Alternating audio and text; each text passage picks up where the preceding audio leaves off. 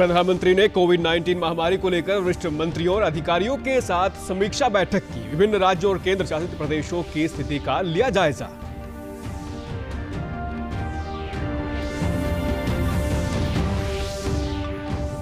प्रदेश में आयोजित भाजपा की वर्चुअल रैली को मुख्यमंत्री सहित वरिष्ठ नेताओं ने किया संबोधित। सोशल मीडिया के माध्यम से लाखों लोगों ने लिया हिस्सा।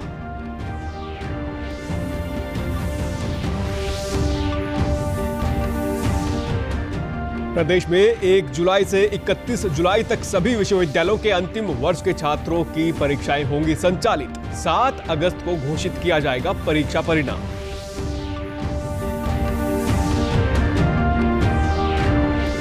और आज विश्व रक्तदाता दिवस के अवसर पर प्रदेश भर में विभिन्न स्थानों पर किया गया रक्तदान शिविरों का आयोजन। मुख्यमंत्री ने ट्वीट के माध्यम से लोगों से रक्तदान करने का किया आह्वान।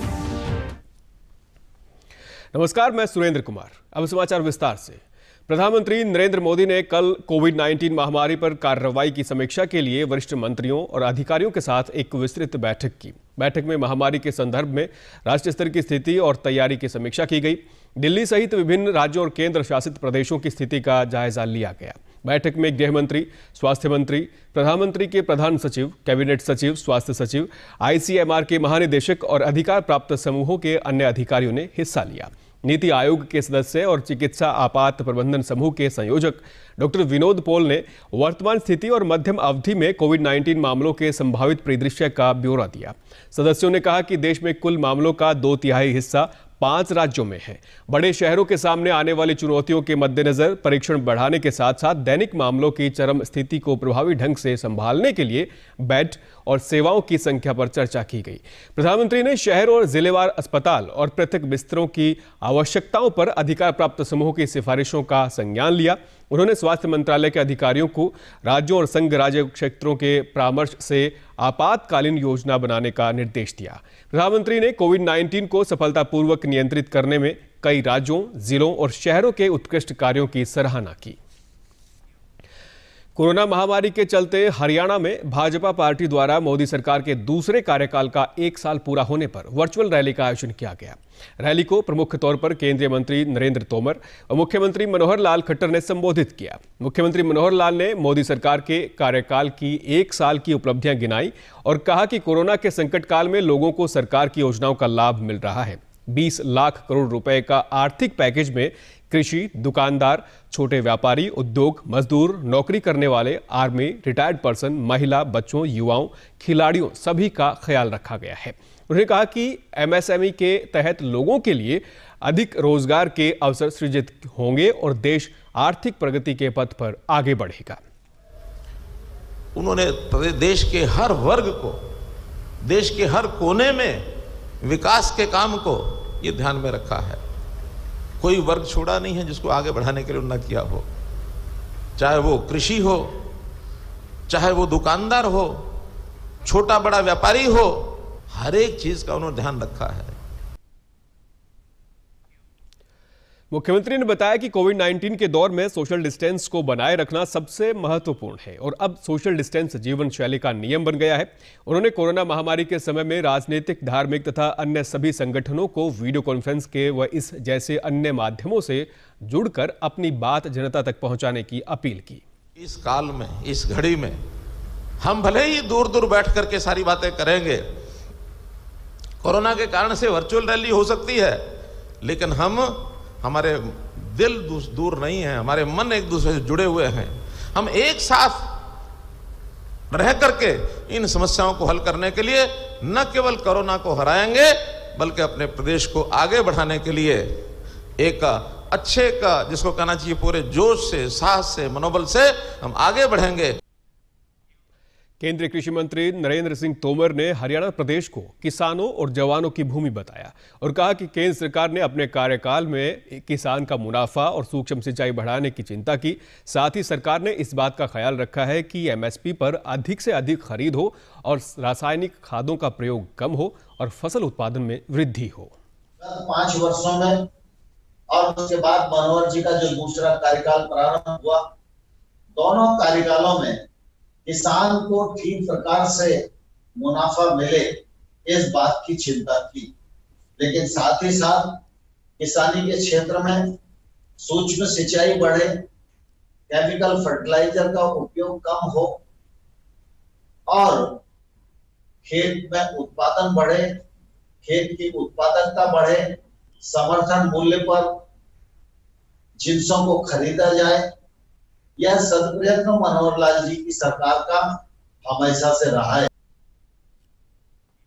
भाजपा की वर्चुअल रैली को फरीदाबाद के सांसद एवं केंद्रीय राज्य मंत्री कृष्णपाल गुर्जर के कार्यालय पर बड़ी स्क्रीन पर देखा गया। इस रैली को देखने के लिए केंद्रीय राज्य मंत्री द्वारा विशेष प्रबंध किए गए थे, जिसके चलते उन्होंने कार्यकर्ताओं के साथ मास्क लगाकर सोशल डिस्टेंसिंग का पालन करते हुए रैली को देखा और सुना। पत्रकारों से बातचीत करते हुए उन्होंने कहा कि मोदी सरकार के दूसरे कार्यकाल का 1 वर्ष पूरा होने पर सरकार की उपलब्धियों को जन जन तक पहुंचाने के लिए पूरे देश में वर्चुअल रैलियां करने का निर्णय लिया गया था और आज हरियाणा में इस तरह की पहली रैली आयोजित की गई है। कृष्णपाल गुर्जर ने कहा कि केंद्र सरकार द्वारा लिए गए निर्णयों के चलते देश कोरोना पर विजय प्राप्त करेगा और जल्द ही फिर से आर्थिक रूप से मजबूत होगा। मोदी सरकार 2 की जो उपलब्धियां हैं उनको सीधा जनता से संवाद कर रहे हैं और आज हरियाणा के लाखों लोग इस वर्चुअल रैली से लिंक के माध्यम से जुड़े हुए हैं। आज हम भी अपने गिने चुने 20 कार्यकर्ताओं के साथ स्क्रीन पर इस रैली को, अपने नेताओं को सुन रहे हैं। दुनिया के हालात कोरोना महामारी के कारण हरियाणा में भाजपा पार्टी द्वारा मोदी सरकार के दूसरे कार्यकाल का 1 वर्ष पूरा होने पर वर्चुअल रैली का आयोजन किया गया। पंचकुला के मंच से हरियाणा के मुख्यमंत्री मनोहर लाल खट्टर, केंद्रीय मंत्री नरेंद्र सिंह तोमर, भाजपा के हरियाणा प्रभारी अनिल जैन, प्रदेशाध्यक्ष सुभाष बराला और अन्य वरिष्ठ नेताओं ने जनता को संबोधित किया। हरियाणा विधानसभा के डिप्टी स्पीकर रणबीर गंगवा ने अपने निवास स्थान पर डिजिटल माध्यम से वर्चुअल रैली में मौजूद नेताओं के संबोधन को सुना। उन्होंने कहा कि रैली के माध्यम से कोरोना महामारी के समय केंद्र सरकार द्वारा दिए गए 20 लाख करोड़ रुपए के पैकेज की जानकारी आम नागरिकों को दी गई। इस अवसर पर डिप्टी स्पीकर ने कहा कि नलवा हलके में वर्चुअल रैली को विभिन्न डिजिटल माध्यमों से हजारों लोगों ने अपने घर बैठकर रैली स्थल से मुख्यमंत्री व अन्य नेताओं के संबोधन को सुना। सरकार के आने वाले समय में क्या कर रही है, किस तरीके से मोदी साहब ने 20 लाख करोड़ का जो एक बजट का घोषणा करके इस कोरोना के अंदर जो एक चुनौती है उसको एक अवसर बनाने का काम किया है, उसको एक अवसर के तौर पर लेने का काम किया है कि हम उसका अवसर बना करके देश को आत्मनिर्भर बनाने का काम जो है उसकी ओर जाने का काम कर रहे हैं और किस तरीके से लोकल फॉर वोकल के होने के लिए जनता को आह्वान करने का काम किया ताकि हमारा देश जो है आत्मनिर्भरता की ओर जाए। हरियाणा सरकार ने राज्य के विश्वविद्यालयों, कॉलेजों और तकनीकी शिक्षा संस्थानों में 1 जुलाई से 31 जुलाई तक अंतिम वर्ष के विद्यार्थियों की परीक्षाएं संचालित करने का फैसला किया है। इन परीक्षाओं के नतीजे 7 अगस्त को घोषित किए जाएंगे। परीक्षाएं परंपरागत प्रणाली से होंगी और इनके आयोजन के दौरान केंद्रीय गृह मंत्रालय द्वारा और राज्य सरकार द्वारा अधिसूचित सोशल डिस्टेंसिंग और सैनिटाइजेशन जैसे निर्देशों का कड़ाई से अनुपालन किया जाएगा। हरियाणा से बाहर के विद्यार्थी जो परीक्षा में भाग नहीं ले सकते, उनकी पिछली परीक्षाओं के औसत को लिया जाएगा। विद्यार्थियों की पिछले शैक्षणिक सत्र की बची हुई परीक्षाओं से छूट दी जाएगी और उन्हें अगले सेमेस्टर में दाखिला दे दिया जाएगा। आज पूरे विश्व में विश्व रक्तदाता दिवस मनाया जा रहा है। इस अवसर पर प्रदेश भर में रक्तदान शिविरों का आयोजन किया गया और रक्तदाताओं को सम्मानित किया गया। मुख्यमंत्री मनोहर लाल ने भी अपने ट्वीट संदेश में लोगों को रक्तदान करने के लिए एकजुट होने का आह्वान किया। जिला रेड क्रॉस सोसाइटी फतेहाबाद तथा भारत विकास परिषद के संयुक्त तत्वाधान में विशाल रक्तदान शिविर का आयोजन किया गया, जिसमें सोशल डिस्टेंस का ध्यान रखते हुए अनेक लोगों ने रक्तदान किया। रक्तदाता नीलम मेहता ने बताया कि रक्तदान एक परोपकार का कार्य है और इससे मनुष्य की जान बचाई जा सकती है। उन्होंने कहा कि महिलाओं को रक्तदान के लिए आगे आना चाहिए। 8वीं बार रक्तदान करने आए समाजसेवी कृष्ण कुमार ने बताया कि वैश्विक महामारी कोरोना के दौरान स्वच्छता और सोशल डिस्टेंसिंग का ध्यान रखते हुए रक्तदान शिविर का आयोजन करना सराहनीय है। वैश्विक महामारी कोरोना के दौरान ऐसे शिविरों का आयोजन करना और भी महत्वपूर्ण है। मैंने 8वीं बार रक्तदान किया, जिसका मुझे बहुत हर्ष महसूस हो रहा है। इस कोरोना महामारी के काल में जब आम आदमी बाहर आने से भी डरता है, आज स्वेच्छा से लोगों ने विश्व रक्तदाता दिवस पर खूनदान किया ताकि जरूरतमंदों को समय पर खून उपलब्ध हो सके। प्रधानमंत्री नरेंद्र मोदी आगामी 28 जून को रेडियो पर मन की बात कार्यक्रम के जरिए देशवासियों को संबोधित करेंगे। इस संबंध में प्रधानमंत्री ने लोगों से सुझाव मांगे हैं। पीएम ने ट्वीट कर कहा, इस महीने 28 तारीख को मन की बात होगी। हालांकि अभी 2 हफ्ते बाकी हैं, लेकिन अपने सुझाव और विचार भेजते रहिए। इससे मुझे अधिक से अधिक लोगों के विचारों को जानना और फोन कॉल करना संभव होगा। मुझे विश्वास है कि कोरोना के खिलाफ लड़ाई और उससे जुड़े मुद्दों पर कहने के लिए आपके पास बहुत कुछ होगा। प्रदेश से जुड़ी खबरों को विस्तार से जानने के लिए आप हमारे साथ फेसबुक, ट्विटर और यूट्यूब के माध्यम से भी जुड़ सकते हैं। हमसे जुड़ने के लिए आप हमारे सोशल मीडिया हैंडल को फॉलो कर सकते हैं। स्वास्थ्य और परिवार कल्याण मंत्रालय ने कोविड-19 के उपचार के लिए नए दिशा निर्देश जारी किए हैं। सूंघने और स्वाद की क्षमता खत्म होने को कोरोना वायरस संक्रमण के नए लक्षणों में शामिल किया गया है। स्वास्थ्य मंत्रालय ने सुझाव दिया है कि दवा रेमडेसिविर, कन्वालेसेंट प्लाज्मा थेरेपी, टिसिलुजिमाब और हाइड्रोक्सीक्लोरोक्विन का इस्तेमाल कोविड-19 के मरीजों की स्थिति को देखते हुए किया जाना चाहिए। मंत्रालय ने सलाह दी है कि रेमडेसिविर उन रोगियों को दी जा सकती है जो संक्रमण के मध्यम स्तर में हैं और ऑक्सीजन पर हैं। कन्वालेसेंट प्लाज्मा उन रोगियों को दिया जाना चाहिए जो ऑक्सीजन पर हैं और स्टेरॉयड के इस्तेमाल के बावजूद उनकी ऑक्सीजन की आवश्यकता लगातार बढ़ रही है। हाइड्रोक्सीक्लोरोक्विन का इस्तेमाल संक्रमण की शुरुआत में किया जाना चाहिए और गंभीर रूप से पीड़ित मरीजों को ये नहीं दी जानी चाहिए। स्वास्थ्य मंत्रालय ने निदान के लिए वास्तविक समय या पारंपरिक RT-PCR परीक्षण की सिफारिश की है, जबकि कोविड-19 के निदान के लिए एंटीबॉडी परीक्षणों की सिफारिश नहीं की गई है। प्रदेश सरकार ने गिरते भूजल स्तर को बचाने के लिए डार्क जोन के किसानों से धान की बजाय दूसरी फसलें और सब्जियां इत्यादि की खेती करने का आह्वान किया है। कैथल जिले में मुख्यतः धान की फसल उगाई जाती है। सरकार द्वारा किसानों को कम पानी की खपत वाली धान की रोपाई करने के लिए DSR मशीनों पर सब्सिडी दी जा रही है। कैथल के कृषि विकास अधिकारी सज्जन सिंह ने बताया कि इस मशीन से धान की रोपाई करने से किसानों को लाभ पहुंचता है और पानी की खपत भी बहुत कम होती है।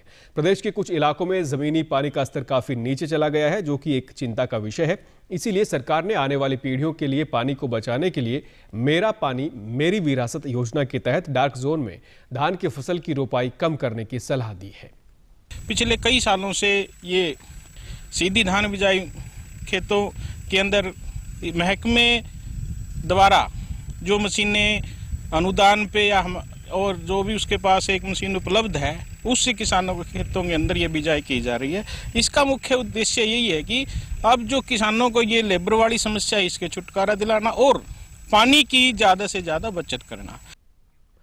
कैथल जिले के किसानों ने कहा कि DSR विधि बहुत लाभदायक है। इससे लेबर और पानी दोनों की बचत होती है।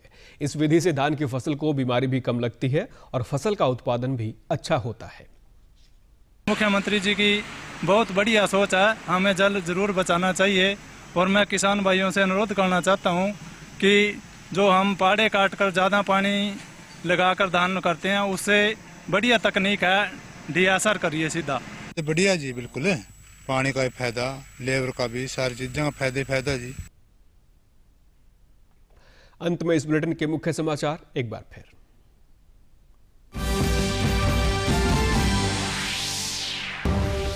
प्रधानमंत्री ने कोविड-19 महामारी को लेकर वरिष्ठ मंत्रियों और अधिकारियों के साथ समीक्षा बैठक की। विभिन्न राज्यों और केंद्र शासित प्रदेशों की स्थिति का लिया जायजा।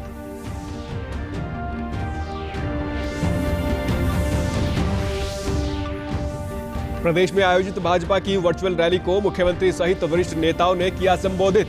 सोशल मीडिया के माध्यम से लाखों लोगों ने लिया हिस्सा।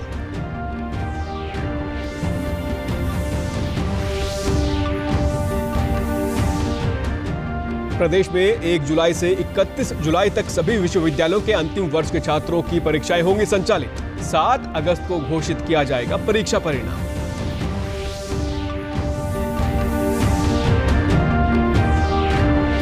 और आज विश्व रक्तदाता दिवस के अवसर पर प्रदेश भर में विभिन्न स्थानों पर किया गया रक्तदान शिविरों का आयोजन। मुख्यमंत्री ने ट्वीट के माध्यम से लोगों से रक्तदान करने का किया आह्वान। समाचारों में आज इतना ही। नमस्कार।